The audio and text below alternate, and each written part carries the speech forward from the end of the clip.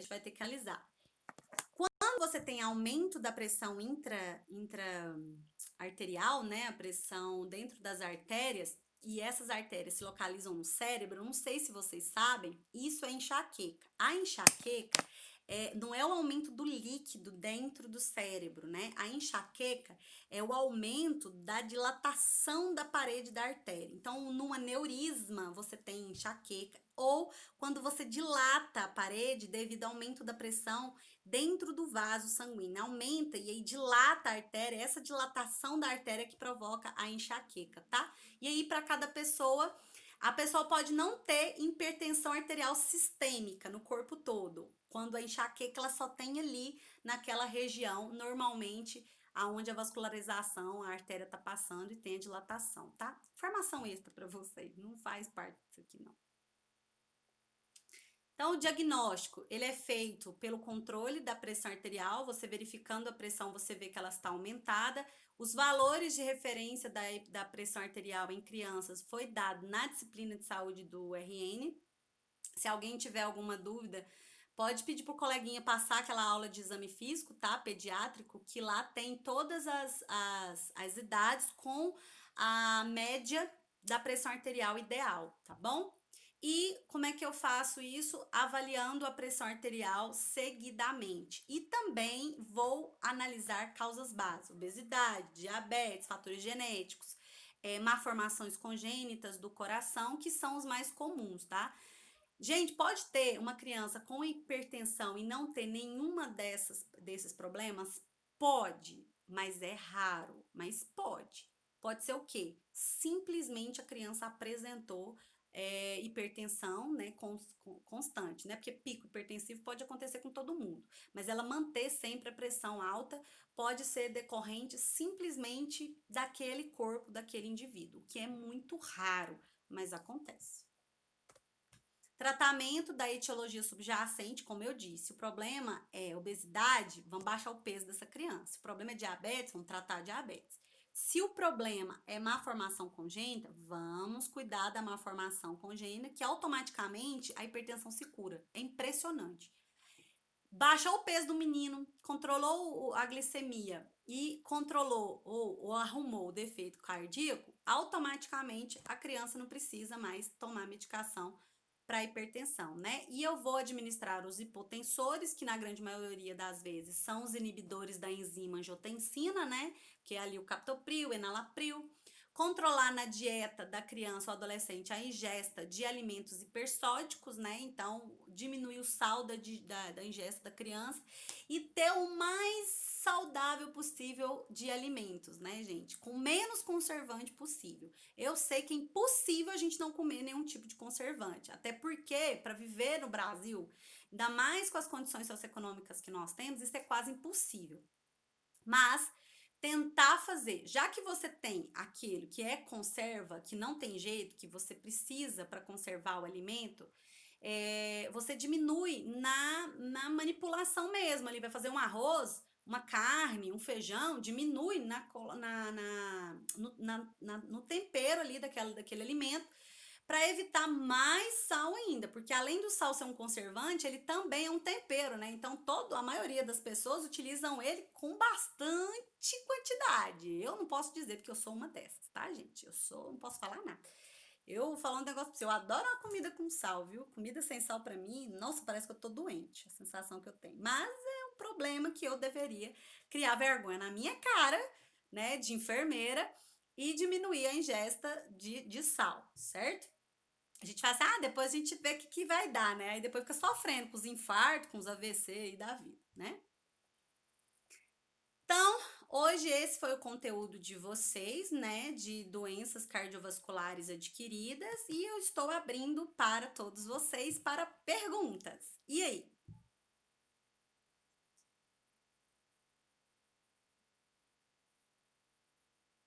Entendi. Nada. Ninguém tem nada para falar. Professora, Aê, quando a criança... Professora? Tô ouvindo. Quando a criança ela é hipertensa, quando ela é, né, quando é hipertensa, quando criança, ela pode ser um adulto também hipertenso? Sim. Na grande maioria das vezes, Irani. Principalmente se não descobrir qual a causa base, né? Se você não tratar a causa base e tratar a hipertensão ali na infância, ele vai tornar um adulto hipertenso, possivelmente para o resto da vida.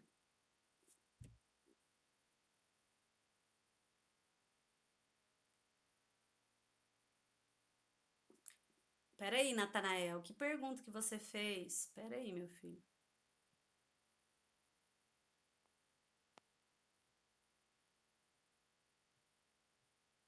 Uai, Natanael, não tem nenhuma pergunta sua aqui, não. Pode fazer de novo.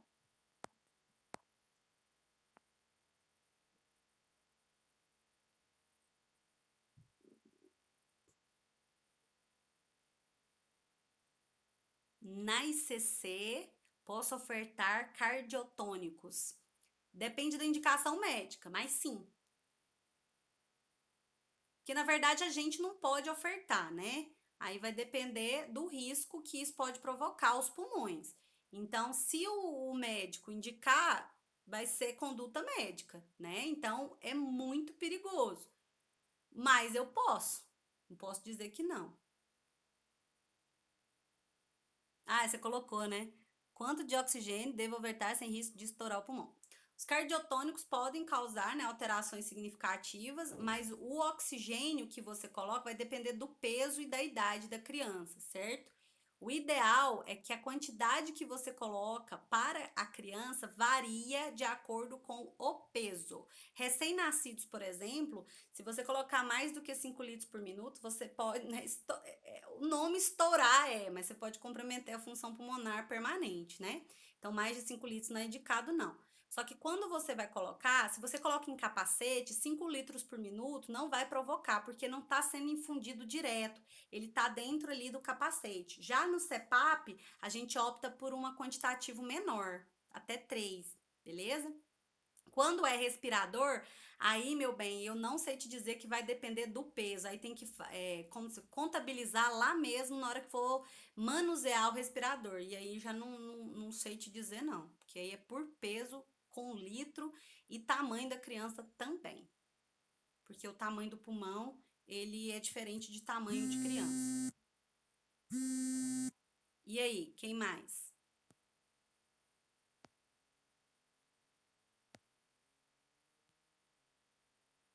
Nada?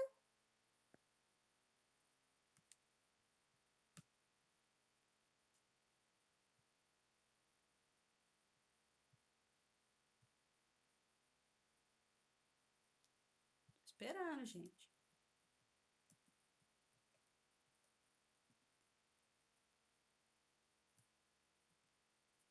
Eu tô chegando perto pra ler, tá, gente?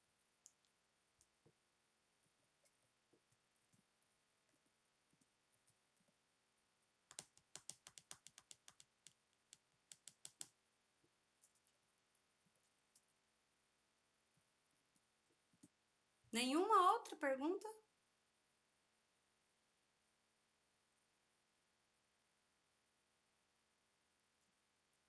Nada, nada, nada. Credo, gente. Tanto de doença, nenhuma pergunta? Só do Natanael?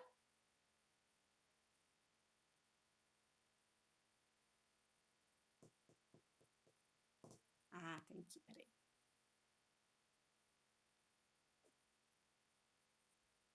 Sim, na literatura que eu utilizei, sim. Febre reumática, na grande maioria das vezes. Eu não vou falar 100%, porque eu não li todos os livros existentes, mas sim. Por infecções amigdalianas ou faríngeas. Das amígdalas ou das faringes, da região orofaríngea.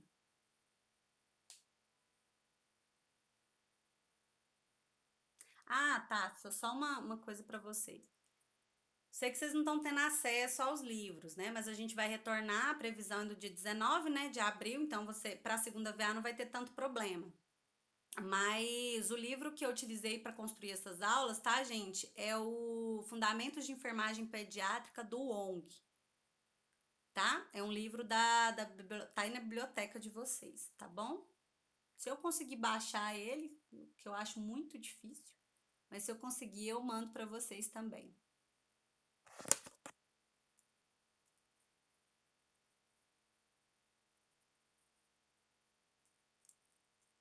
Algo mais?